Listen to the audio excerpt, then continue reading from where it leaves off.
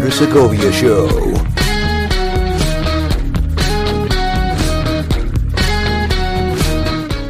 Welcome one and welcome all to the Andres Segovia Show. I am yours truly, Andres Segovia, the honest broker. I have done everything that I could during this period of lockdown to give you the most pertinent information as quickly and as briefly as possible, because some of this stuff is just so convoluted. You got to cut through the nonsense to finally get to the point of these things. But there have been a lot of news, and I covered a lot of that. And then there's been lesser news as we got into the lockdown and things actually settled down. So as of this episode, there are some places throughout the country that have reopened. And for those of us here in California, there are different spots that have reopened to get the economy going again. But not everybody's out of the woods yet. For example, Los Angeles is still on lockdown until May 15th. San Francisco recently extended it all the way to the end of May and even closed the streets. But we're going to gradually see some things rolling out. I know one county is taking their chances. They're a lot smaller, but they're also going to be opening up completely. But of course, they'll be taking their safety measures in place to, well, adapt to the new normal. So that's been that. And because of that, of course, the questions are that I keep getting is it the right time to sell right now? Is it proper for me to consider a refinance? You know, there's a lot of different things that people ask, and all I can say is do what is best for you and what you are capable of doing. So if you are looking to get into real estate, whether you're buying or selling or trading, then yes, you can consult with me, and thank you for those that have reached out to consult with me about this. It's free of charge to you, but of course, if you adopt my services, then we can negotiate that. But until then, I do see that in the world of real estate, things continue changing the dynamics. There's new rules being put in place. I was actually in 2 meetings last week with my association because of how much new laws have come into place because of the lockdown, because of the current crisis, and how the industry is shifting, forcefully shifting, I might add, because of the current crisis. It doesn't really affect me in that sense because I've always been one on the cutting edge of technology. I've always said that technology is finally catching up to me, but there's a lot of people in our industry that are like fossils. They just would not adapt. And some of them, I don't know how they're going to survive this new change in lifestyle because believe me, when I was teaching Tech 101 in one of my offices early on in my broker career, I was doing a Tech 101 class, and the first class I did was about iOS or Apple. The first question I got was, what is a smartphone? Holy smokes, man. That's like asking what's this thing that I move around next to my keyboard on a computer? It's a mouse, folks. It's a mouse. But anyway, the point is that there's been some people that have had a hard time adapting. I'm not one of those. Honestly, it's about time people get with the times, because as for my employees in my office, I deployed Microsoft Teams last year and nobody wanted to use it. This thing happens like, oh, how do I use it? Well, that's why you should have paid attention to the presentation when I gave it to you. So it's been a learning curve there for some, but they've learned to adapt. So that's that. But anyway, thank you so much for continuing to tuning into the program. I try to keep you informed as much as I can of things that affect you, especially your finances, and particularly here in California and the local areas. So I will continue to give updates as quickly as possible when they're as pertinent from all the other news that's coming out there, because I know a lot of negative news is always out there that it gets more play than the good news. That's what saddens me, because they'll be giving more negative stuff about landlords, but they'll never talk about some positives of the landlords. So that's why I try to keep a balanced perspective here, because I try to service everybody. And I don't try. I do service everyone, from those that don't own property to those that do own property to those that live off property. So anyone in between, I've serviced them all. So I want to thank you so much for letting me be that voice of reason, or also that person that gives you some real estate digest and financial information that you can count on. But being that this is the first episode of a new month, roll the jingle.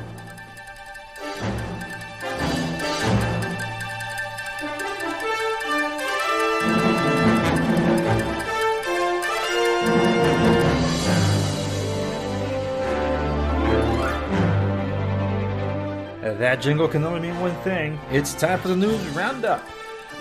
Being that this is the news roundup, though, it's a little different because lockdown news roundup, lockdown edition, whatever you want to call it, it's different, folks. It's more like what are the stories you missed the past month, because stories about real estate, have been all over the place, and in some cases relegated to several sections. There are things that are happening throughout the country that is having a domino effect. I did report in a previous episode that in the month of April, 1/3 of the rents were not collected, but that was only the beginning of April. We don't yet have the figures as to how the rest of April played out, because not everybody pays on the 1st. Some pay on the 15th, some pay at the end of the month or at the beginning of the month. So we're gonna see ultimately what that is in the next coming days, probably. But the thing is that some states have reopened, and that means some people are going to be going back to work, or have gone back to work, or unfortunately have not been able to reopen because there is no work to come back to, because their businesses were destroyed by the lockdown measures in preparation or to try to reduce the effects of the COVID-19. In all this, we are not going to know the true extent of what effect is going to have on real estate as a whole until all this is all played out. So history will tell us what's happened. What was it right? Was it wrong? That's a debate for some other time. We do not yet have the data, but what I can speak to is more along the local lines of what's been going on, because properties that are occupied have been the hardest ones to try to market, especially when trying to comply with the social distancing requirements, and also just generally that some people are just not comfortable going to places that are occupied, and some people that have properties where they're living at don't really exactly want people coming by, because you never know. And that's understandable entirely, not pushing one way or another. That's kind of one of the reasons why I discourage some sellers from doing what they're going to do and just hold off until all this played out. But when it comes to properties that are vacant, it's been a different story entirely. When I got to tell you that a property that on the construction side, we wrapped up construction the next day, just a cascade of phone calls for that property were just happening. Like, wow, that means people are really interested in buying. And that just goes to show you that those that have the means and the ability to do so are doing so. One of the big stories that was missed out was a Wall Street Journal article, it's an article where these people from South America went to New York, of all places, to buy up $1 million apartment buildings. And when asked, why would you even consider doing that? Well, because real estate is the most sure income that we can secure. So they were not investing in stocks. They were not investing in precious metals. They were investing in real estate. And I've said this repeatedly before, that yeah, you might take a hit on real estate. You're not going to lose it unless you do lose it. You're not going to lose it like you would on stocks, where you can have the money in the morning and have it all vanish by the end of the day. This is not the stock market. This is real estate, something tangible that you can do something with. A whole story entirely. Precious metals, you can't touch it. Same thing. I've never been one to consider investing everything in precious metals. I do agree in diversifying. It's just precious metals haven't really been a thing for me. Other people swear on digital currency and they've gone that route, but just like stock markets, that's just way more volatile just to see it all play out. So I can't speak to any of that. What I can tell you is that real estate investment has been the most sure thing. And even in this whole COVID-19 global pandemic, people are going out to buy real estate while they can. Opportunists have come out to buy properties. Now, are they enough to keep the real estate market afloat here in the United States? Again, we do not know. What I can speak to is that in Los Angeles, for example, we have half of Angelenos unemployed. So how many of those were in the market that are no longer in the market and can perhaps not go back to the market for years on end because they have to somehow rebuild what they've lost? Those companies that have been shuttered and lost their entire life savings that were planning to expand, when is that going to happen? Because rents for April, we do not have yet the entire figures, because April just wrapped up, as to how much in its entirety has been collected. Because at the beginning of April, 1/3 of the rents that were due on the 1st were not collected. So if 1/3 were not collected, and to some extent this also came out where 1/3 of the mortgages were not even paid in that time, it's a scary thought when you think about the effects that this entirely would have on a whole to the economy.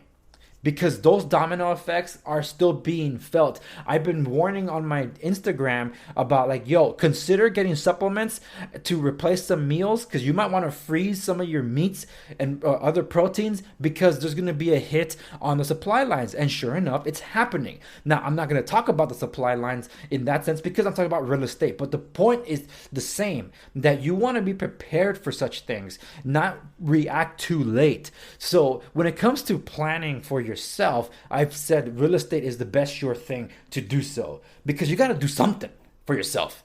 And insurance isn't it. Insurance, you better hope that insurance company's still around when the time comes for you, you know. But real estate, it's tangible, it's there, and people will always need a roof over their heads. This is an interesting article from Forbes that I will highlight, because there's been a lot of crazy things. And even among all this, look, the articles are all over the place. I'm not going to be going over everything because news changed on an hourly basis, especially at the national level. But this is the big one from Forbes that I've been kind of hinting towards. Why now might be the perfect time to acquire real estate. The pandemic is acting as a catalyst to the real estate market downturn. However, the underpinnings have been present for years. While no one can truly predict market cycles, historically speaking, roughly every 10 years we head into a recession phase.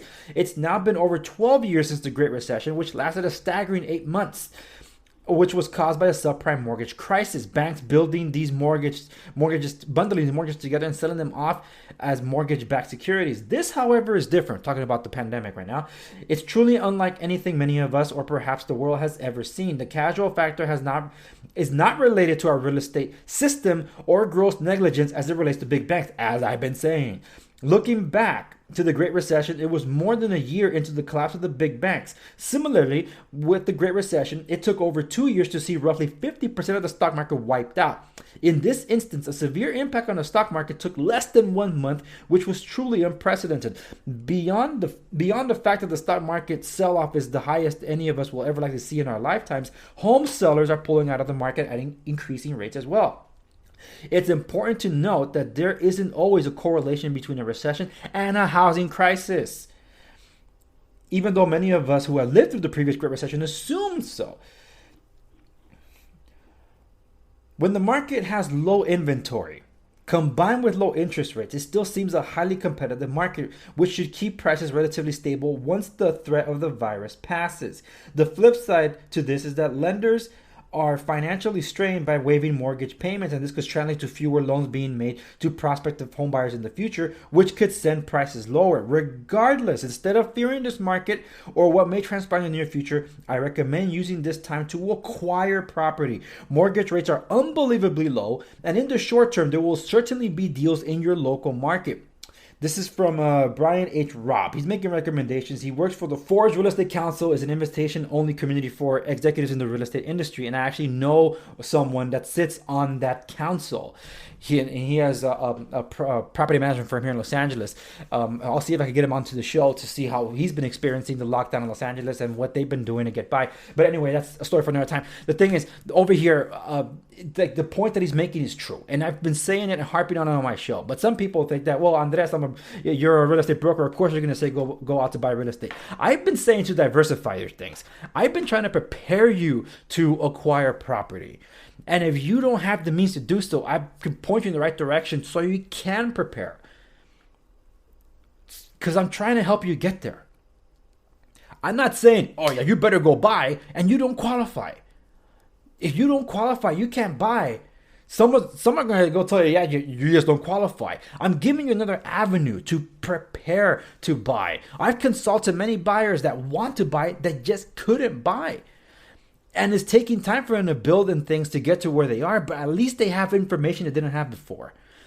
So I tell you, if you can, if you're able to, this isn't about like, oh yeah, Andres, you want a commission during this time. Like, look, I'm telling you that what's best for you is to look after yourself. And even if you don't go through me to acquire your property. I'm still encouraging you to support your local economy, and whether it's someone you know, even to help them help you as well. And you are helping one another in the process because we're in this thing together. So I don't want you to think that this is just someone that, of course, is just going to be pounding the positive news about real estate. I've been telling you the negative news about real estate. I've been covering the negative ramifications of between the homeowner and tenant relationships that are just decaying here in California. I hate to see it. I don't like hearing the stories of homeowners that or landlords that are trying to trade tenants sexual favors in trade for rent because they can't pay the rent. That's absolutely disgusting, and it's gonna give bad names to every single landlord because the media just wants to prop up the negative news. But when I get to you and tell you that real estate, the best investment you can make for your life, is because it's time proven and tried, because it's been all time since private property has been allowed to be purchased in all history, even before the United States came around. So if it's been time proven after everything that's happened in history, why not now? Why not now? If the rich are doing it, if those that have the means and ability to do so are doing it, what are you missing out on? Now, if you've been furloughed, or if you've had reduced hours or are unemployed altogether, of course this does not apply to you. But what it does mean for you is that you can prepare for the future. Don't lose out hope now. We are all in this together. There's mechanisms in place, and there are avenues that I'm trying to put throughout all my social media for you to try to be able to get something to help sustain you through this crisis that we've never seen before. And my hope and prayer is that you come out of this on the other side to be able to rebuild. It's going to be a long, hard road. But when the time comes for you to be able to make a move, you're going to remember this and know that, hey, I can be better situated in the future for something like this. Because we learn from trauma. So this trauma will hopefully be a stepping stone to learn all the way from the personal level to the government level, because everybody has to learn. There's been a lot of learning going on this past time, which is why, again, the news has been just all over the place with all these articles. There's been Chase, they stopped doing HELOC loans. So I know some people that were doing HELOC loans that are no longer doing them, and some got it just before everything went to hell in a handbasket. So that's something that's good that people have done that. There's also the negative side of things, where saying if you're thinking about buying a house or selling a home, there's a dark cloud looming over the spring real estate market. Well, yeah, because again, we do not know what we do not know. And with people planning or have already gone on the rent strike and are demanding that the rent gets waived, what then is it going to mean when it all falls out? What's going to mean for the local economies once restrictions are lifted and those landlords go out to collect the rent, and if the people still refuse so or demand, say, look, I'm going to start paying your rent from now, but I'm not going to pay you the back rent? Well, that's not what was being said. Not even in the heavily rent restricted area. The worst rent control that we have in California, in the country, is here in California. And even they know, you still owe the rent. If they're telling the tenants you still owe the rent, what then does it mean when the tenants don't want to pay it back? This is going to be a fight that's going to keep on going, because this is going to land in the eviction courts. There is nothing for free. So we do not yet know the entire extension of what's going on. And I know it seems like this news roundup segment, it's a little bit all over the place, because that's exactly what it has been. If you follow any of the news, there's been tenant groups that have been set to go on strike. So as of this recording, the strike should have taken place, but I don't know what effect it's going to have for another few days, because I don't know what mechanisms are in place on different levels besides Los Angeles of what could happen. Are these people going to end up on the street? Are the lockdowns still in place? What's going on? And I mentioned that Chase stopped accepting HELOC applications. So what's that going to mean? Because banks are temporarily pausing on home equity lines of credit. I know some people that pulled equity lines of credit or pulled from their equity lines of credit just in the early days of the lockdown. But a lot of these banks have already frozen the assets in place, so you cannot do what is called a bank run because of the situation. So it's a really crazy time, but I just point to that Forbes article, which is one of the best articles and summaries of what I've been preaching here for about a month and a half, as to what to take away from all this. That if you are able and can acquire property. That's the best move you can make, even during this crazy time. And it helps so many people involved in that industry, because you're buying of a property. If you missed out on my other episodes, I recommend you go check out my interview with Matt from Summit Lending talking about mortgage forbearance. I recommend that you listen to my article, my episode in rebuffing the Forbes article regarding what it means to this housing bubble 2.0 that I discredit entirely. So when you look at the scheme of things, how many people get employed just by a single move of one single family home? Imagine what it can do for an economy when many people are making that same move. A lot of people get employed for a long period of time, and it benefits a lot of people. So keep that in mind when you decide to get a home for yourself. And that's the way the news goes, folks. Honestly, the news is all over the place. So I could have made an entire episode just about how you can, the practical benefits of buying a home. But that sounds familiar. I actually did do an episode about that. So I recommend you check that out, where I kind of expand on the whole thing that the Forbes article was mentioning. So again, check that out. I do want to make mention that that considering everything that's gone down, I have, because I'm part of the essential workforce, I have been working longer hours. And I do hope that common sense measures are put in place to be able to do the reopening, to get more of you out there back to work as well, because it's part of it's a part of your life. You have to eventually go back out there. You cannot depend on others to look after you. You rather have the power in your hands to be able to control things for yourself, because you will know, instead of always being anxiously waiting to see if that support check will be arriving, or did they get lost in the mail, or did the postal workers go on strike that you can't receive your mail. Anything can happen, and those, in times of uncertainty, you want to be able to take care of yourself. So I have spoken about preparedness. I have spoken about the practical benefits of home ownership in a previous episode, which I kind of touched upon again, because retreading some ground with some of these articles that have been going around. But in the spirit of all that, and all the news that's going on, what I'm getting at is that I hope and wish the best for you, for all of you, those that have been affected, those that have been unaffected to the extent that others. Look, we've all been affected some way, somehow. Our way of life has changed because of this whole lockdown. But I truly hope and pray that everything is well with you, that you're healthy. And I do thank you for listening to my show. And if you're a regular listener, even better. Thank you so much. I really appreciate your daily support in listening to my program. I do hope you're able to share this with others that you think will benefit from listening to my show. I don't just do this. I have other programs that are available at my website, www.theandresegovia.com, where I do Off the Record, where I talk about other things that I otherwise wouldn't talk about on the main show, because the big tech will censor me. And not just that, I also have other programming that I enjoy doing, such as talking about movies, TV, maybe sometimes even video games. But probably my most favorite part is just sharing with you my favorite soundtracks. So by all means, please go check out the programs that are available for now, because they're not behind a paywall or anything of the sort. They're not. You don't have to register to listen to them. They're available exclusively on my website during this time of lockdown. Eventually, the wall's gonna go back up. But if you like what I do, by all means, please go support what I do. I also do tech stuff on YouTube, so by all means, also go check that out and follow me there. And behind the scenes stuff and motivational or demotivational stuff, you can check out what I do on Instagram. So I do different set of things all around other places, but normally the hub of everything is the website and also my Facebook page. And that's it for this episode. Thank you so much for tuning in. As always, I'll see you on the next one.